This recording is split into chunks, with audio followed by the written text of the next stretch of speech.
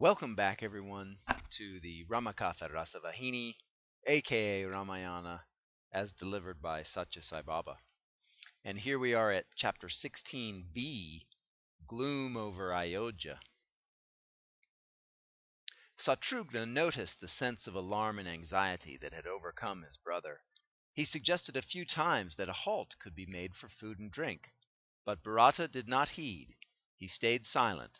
Moreover, they observed a series of bad omens encountering them as they drove along. Crows cawed raucously from positions and directions foreboding evil. Dogs howled piteously in an eerie tone.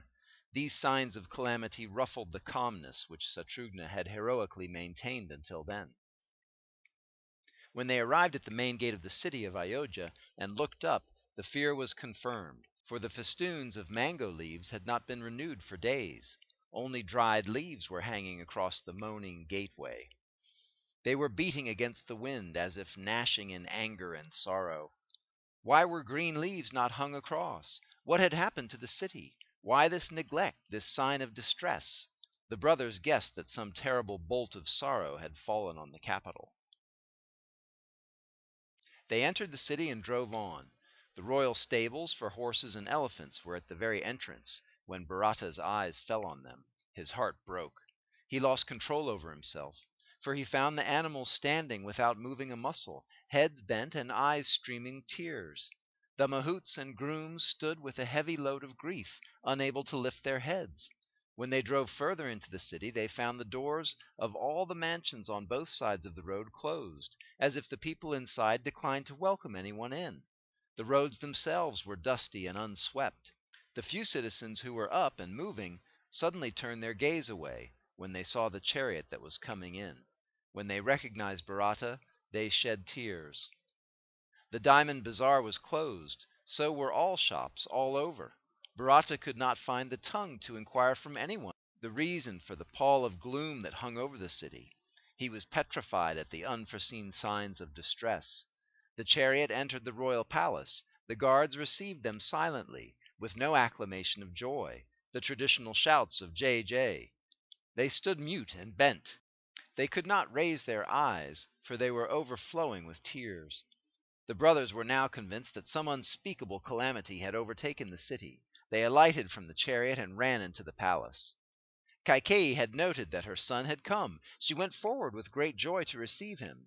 The bevy of maids who rose with her and walked behind her were groaning in sorrow.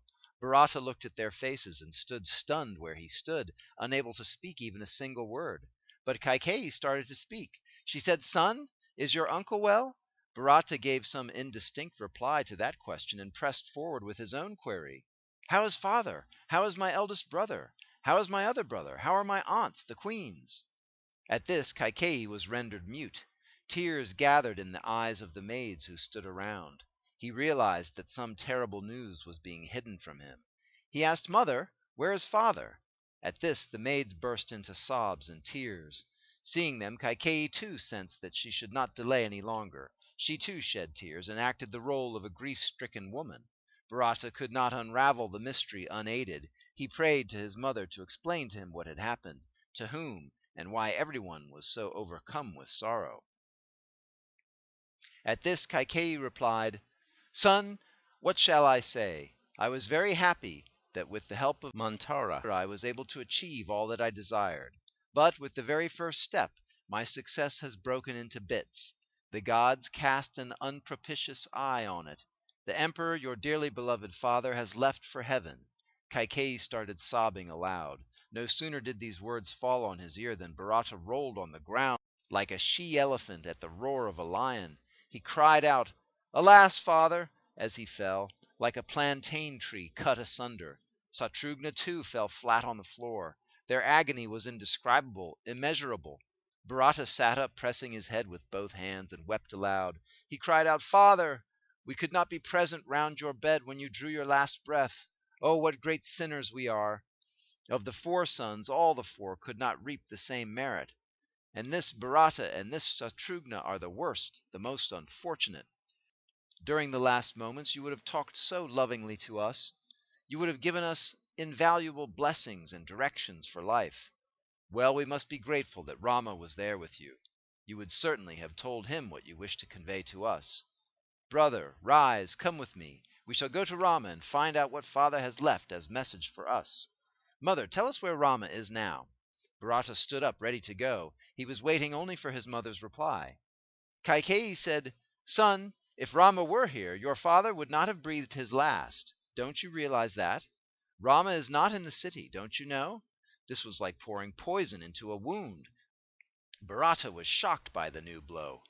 Bharata asked, "Mother, Rama is my very breath. Where has Rama gone?" Bharata was on the brink of collapse. Kaikeyi replied quick and fast, "Where to? Do you ask where he has gone? Well, to the forest." "Maybe," Bharata intervened, "but why has Rama, who has gone to the forest, not returned yet?" Kaikeyi's answer was delivered calmly and with deliberation. She said, "Son, we have no time to relate and listen to that long story. First busy yourself in arranging for the last obsequies of your father."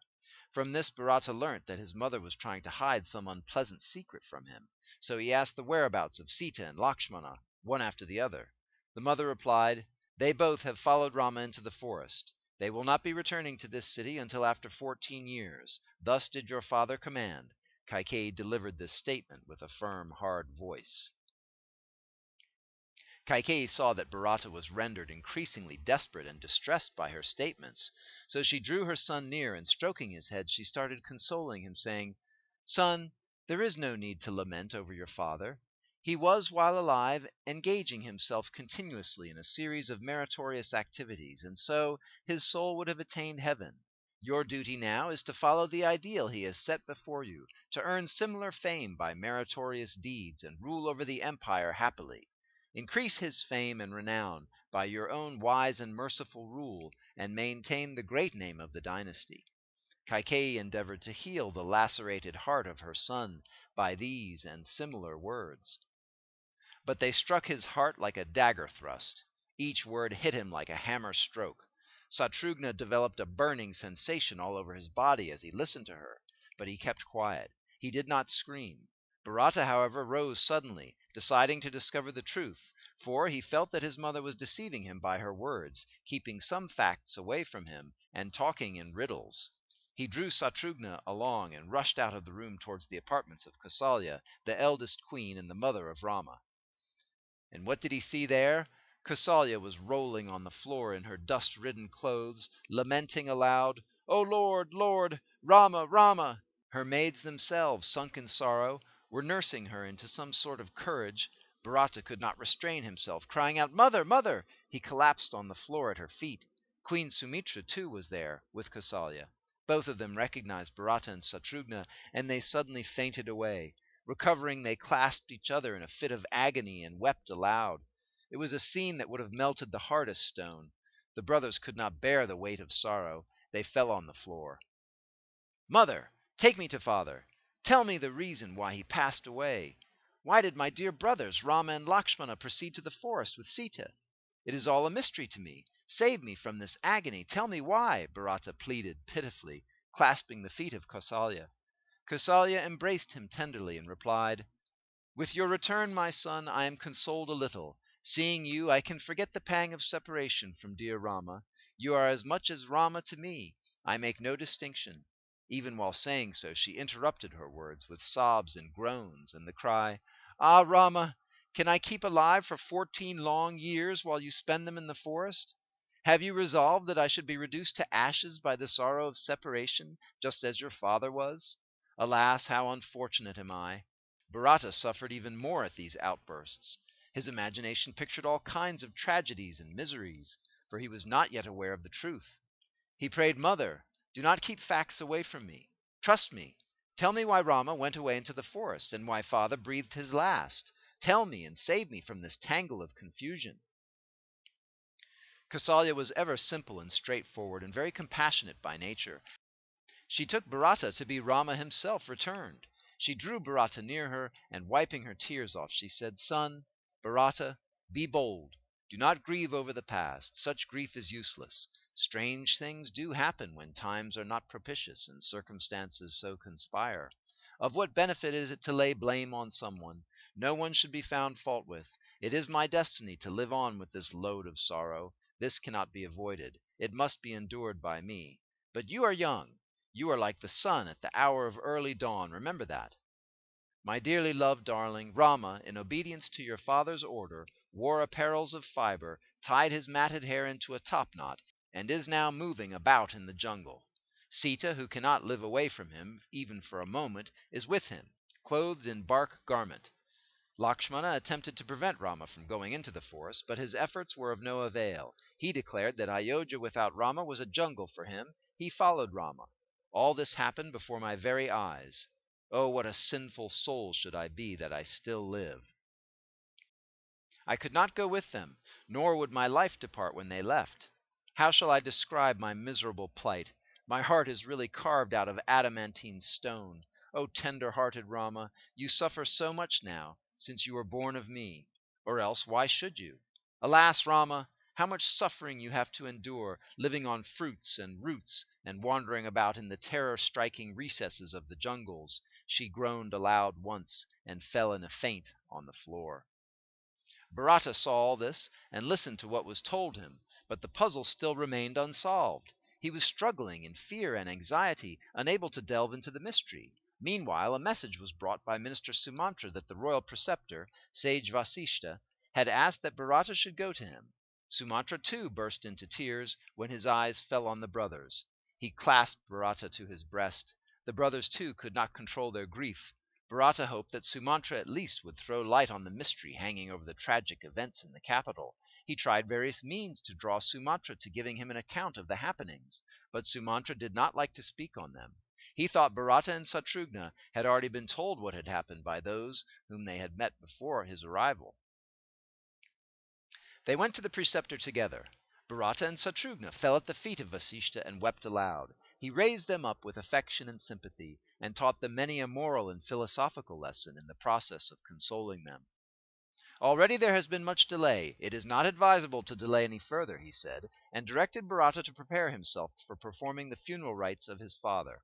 Bharata was lost in thought for a long while. Then he pleaded with the preceptor Vasishta.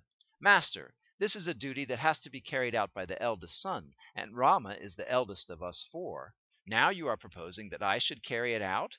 Is this just? Is this right? You have preserved the body all these days. Keep it so for 2 or 3 days more. We shall proceed to where Rama is, Satrughna and I, and bring him back with us. Please give us permission to do so. Vasishta replied, Son, you are a simpleton. Rama would not like to return earlier than the period which has been fixed. He honors the word when once given. However much you might plead, Rama will not enter Ayodhya until the 14 years are over. Therefore, give up that plan of yours. Perform the obsequies for your father, and later you can do whatever you desire. Vasishta spoke in this strain again and again to convince Bharata of the futility of his idea. Bharata found that he could not avoid obeying the preceptor. He agreed. The father's body was bathed, and the rites laid down in the Vedas, preliminary to cremation, were duly gone through. Meanwhile, urged by an irrepressible yearning, Bharata went straight into the apartments of Kausalya and Sumitra, and falling at their feet, he prayed, Mothers, no! You must desist from immolating yourselves in the funeral pyre of father. If you try to do so, I will not perform the last rites for him. He secured from them the promise that they would not. Both of them were much impressed by his love and affection. They could not but comply with this request. They said, Son, we shall act in accordance with your desire. Then the body was taken and placed on the pyre of sandalwood piled on the bank of the Sarayu River. Bharata performed the last rites with scrupulous correctitude, evincing a faith in the Vedas which was 1,000 times more than what Vasishta expected and foresaw. He gave away in charity, in the name of his father, the 16 prescribed articles in plenty. He gave cows, lands, gold, houses, clothes, food, horses, elephants, coins, and other valuables. The recipients extolled throughout his generosity and filial piety. But the feudatory kings, the scholars and priests, and the common people could not reconcile themselves to the absence of Rama. That sorrow gnawed their hearts. That agony of separation caused pangs of pain every moment. They knew they were helpless. There was no way out. Rama would never give up the plighted word. He would not return, whatever the inducement.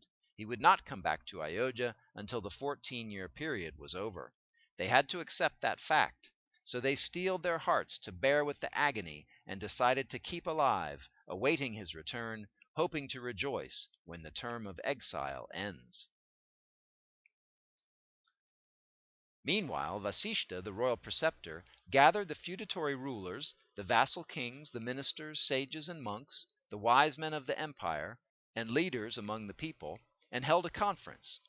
First, he administered words of advice according to the Dharmasastra, the canons of moral law, on the duties and obligations of rulers. He narrated in the beginning the entire series of events from the plot woven by Kaikeyi to the day when Rama left for the forest. Then Vasishta dilated upon the high qualities of the deceased emperor, his adherence to truth, his elevated standards of conduct, his high spiritual attainments, his regal splendor, and his loyalty to Vedic injunctions, which made him a generous patron of countless yajnas, yagas, and other ceremonial rites. Vasishta then went on with the narration of the attempt made by the emperor to celebrate the coronation of Rama and the obstacles that came in his way, which resulted in the exile of Rama and the death of the emperor himself through grief at the separation from his dearly beloved son. Bharata and Satrughna, who were unaware of these tragic developments at the capital now being described by their preceptor, were overwhelmed with anger, as well as sorrow and a sense of shame. They bent their heads, their hearts were filled with contrition, streams of tears flowed down their cheeks. The persons assembled before them could scarce lift their eyes towards them. Even Vasishta wiped his eyes, which were fast filling with tears. The hall was saturated with gloom. A silence fell over the assembly. All men sat like stone images. Bharata and Satrughna could not any more listen to what Vasishta was narrating. They were too full of anger at Kaikeyi for her nefarious conduct. Bharata cursed himself that he was born of such a mother. He was so ashamed at this consequence of his own evil deeds in past lives that he could not lift his head or look anyone in the face. They were anxious to leave the hall and get away. Vasishta knew what their feelings were. He went near them with comforting counsel. "Son," he said, "there's no use lamenting over the past. What has happened has happened. Now we must think and resolve upon what has to be done. Your father, I must say, was fortunate in all respects. Why grieve over him? Listen to me. Bow your head to his command. He has granted you the authority to rule over this empire. It is right that you accept his grant and honor his order. Your father agreed to be separated from Rama, since he could not bring himself to breaking his own plighted word. He gave up his life, since he had immense love and affection towards Rama. He died in order to redeem his promise. There's no doubt about that. He knew that honoring a promise once made is more valuable than life itself. That is why he was ready to face death itself rather than go back on his word. And consider, Rama too went into exile in the forest with his wife in order to honor his word. It is the glory of the Ikshvaku royal line that everyone belonging to it would sacrifice anything for the sake of keeping the word once given. That is the splendor which you share. You too must now act according to your father's word and accept the responsibility of administering the kingdom. May you attain all auspiciousness in the task. May success and prosperity attend on all your undertakings. I have ventured to advise you thus only because of the affection and compassion I have towards you, or else I would not have laid on your shoulder this heavy responsibility. I know you can maintain the fair name of your father. You have the administrative ability, the skill, and the courage needed for taking up this burden. Do not hesitate or doubt. Accept the charge." Vasishta patted Bharata on his back and blessed him. Bharata took his loving advice, and when the preceptor finished, he rose quickly from his seat and fell prostrate at his feet. He struggled to speak, for he was in inconsolable grief. His lips were quivering, his throat was unclear, words could hardly shape themselves on his tongue. He said, "Master, are these words of yours really an indication of your love and compassion? No, in fact, you have no love, no compassion towards me, for if you had, you would have never agreed to place all this burden on me. You are sentencing me to this punishment without the least compassion. This empire that drove the holiest and purest person into the jungles, this empire that plunged the entire population into years of incessant tears, this empire that has lost its most righteous ruler, this empire that has brought eternal infamy to its ruling dynasty, the Ikshvaku line, this empire that has brought about the pathetic state of widowhood on mothers, Kausalya and Sumitra and the rest, this empire that has degraded itself in so many ways, you are now entrusting to me. Alas, this is the consequence of the sins I have committed, the consequence of this unfortunate fellow being born from the womb of that embodiment of cruelty and hatred, Kaikeyi. Instead of inflicting this punishment on me, please earn some spiritual merit by sending me to where Rama is. I can make my life worthwhile and save myself by engaging in the task of sweeping the paths ahead of them to make them soft for his feet. I cannot remain in this place a moment longer. Bharata fell at Vasishta's feet and prayed for permission to leave for the forest. At this the ministers of the state rose with folded hands and said, Lord, it is not proper to continue this state of affairs long. We are having no ruler now. You cannot escape the responsibility which the preceptor is imposing on you. After Rama returns, you can act in the way you prefer, but now please accept our prayers. Protect the realm and promote the prosperity of the people. Take up the reins. Bharata did not reply to their importunities. He wanted instead leave to go to Mother Kausalya and see her for a while. Vasishta readily agreed.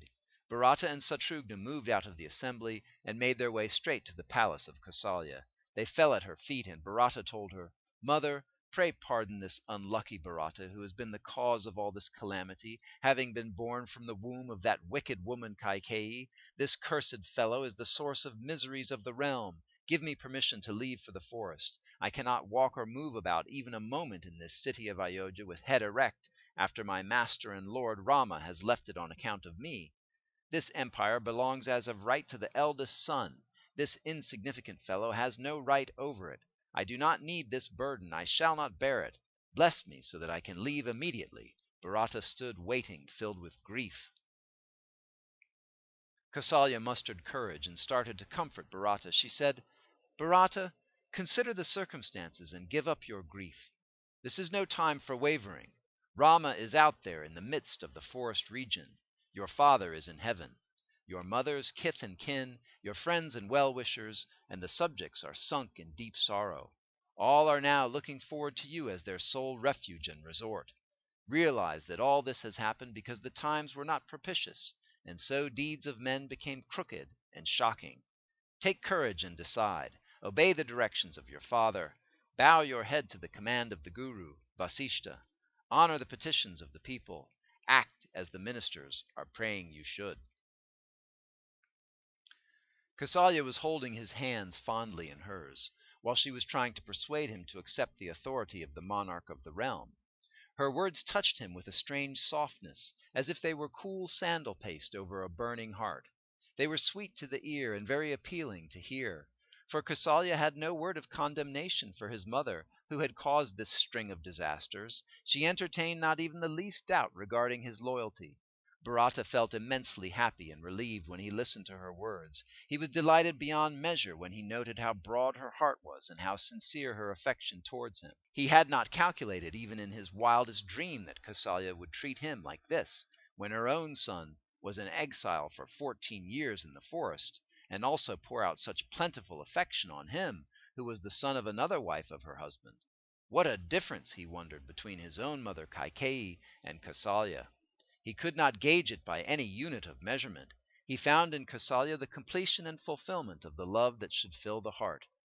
He folded his palms and importuned, Mother, your words filled with tenderness and love are like a shower of cool rose-water on my lacerated heart. Perhaps you mistook me for Rama, but alas, I am not that pure-hearted Rama. Bharata, born of Kaikeyi, I have a crooked nature, inherited from her. I am mean, with no sense of shame. I am the enemy of Rama. You have taken me to be Rama and spoken so kindly, so affectionately. Your heart is so set upon Rama that you address everyone as you address Rama himself. I am speaking the truth, Mother. Listen to me and pay heed to my prayer. Mother, only those who are established in righteousness deserve to rule. When persons of devious intelligence and shady skills like me rule the realm, the earth will degenerate into an image of the nether regions. Selfish pushers, narrow-minded adventurers, greedy vultures, pomp-loving personalities, self-centered individuals, persons suffering from chronic envy. These do not deserve the right to rule. They harm the interests of the people whom they rule over. They undermine the foundations of righteousness. The kingdom will be ruined by them. Only those who tread the path of virtue and righteous conduct deserve to rule over others. I can discover only one such, and he is Rama. I do not know of any other. Therefore I shall leave this very instant, and clasping the feet of Rama, pray to him. I shall bring him back with me to Ayodhya. Grant me the permission. Bless me without further delay. Bharata prostrated before Kausalya and waited for the answer. Bharata's words soothed the heart of Kausalya to a large extent. She said, "Son, in you I find surging forth the selfsame feelings my Rama has. Looking upon you, I can bear a little the agony of separation from him. So if you too proceed to the forest, what is to happen to us? If you declare that your going is inevitable, then take me too. For whom have I to spend my days within this Ayodhya? Having lost the husband and having become distant from the son, the wife has not yet dissolved herself in the agony of the loss.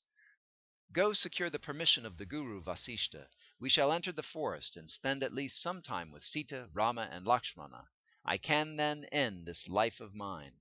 When she spoke thus, Bharata derived some consolation and peace of mind. Thereupon Bharata fell at the feet of Kausalya and Sumitra and rose to proceed towards the palace of Kaikeyi. Bharata walked first, and Satrughna followed him. They were heavy with grief and resentment that Kaikeyi, putting her trust in Manthara, had brought about such havoc. They tried hard to suppress the anger that rose within them. At last they entered the palace. They saw at the entrance Manthara herself, elaborately bejeweled, waiting to receive them. Satrughna could not tolerate that sight. He dragged her down by the hair and rained blows on her. She bawled out, "Ayo, ayo!" And when the sound reached the ears of Kaikeyi, she ran to the spot and started rating Satrughna for his action. Taking advantage of the opportunity, Bharata let himself go. With uncontrolled indignation, he shouted at her, "Fie upon you, blackest sinner! You placed faith in this wicked woman's words and committed despicable sin. How was it that your heart did not break in twain when this woman's disastrous counsel entered it? How could your tongue pronounce those baneful boons? Did it not turn into ashes when it uttered those abominable desires? With what face can you dare reside in this palace? Aren't you ashamed to move within its precincts? Alas, how did the emperor place his faith in the words of a person so evil as you are?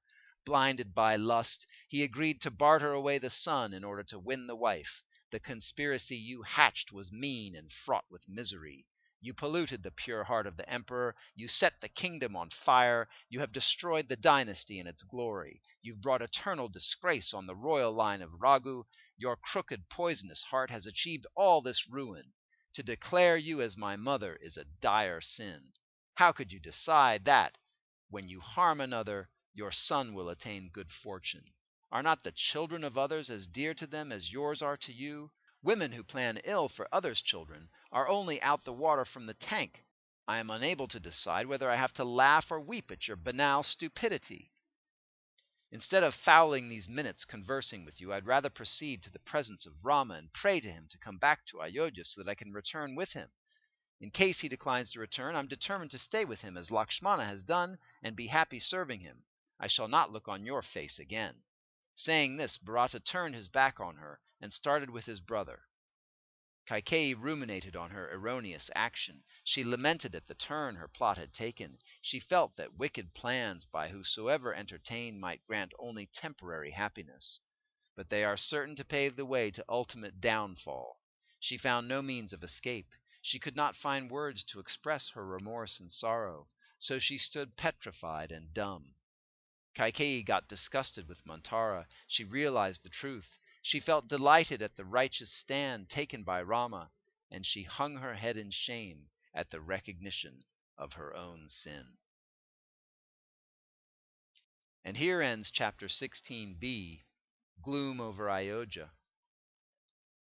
We'll see you again next time for Chapter 17 of the Ramakatha Rasavahini, aka Ramayana, as delivered by Satya Sai Baba. Sai Ram.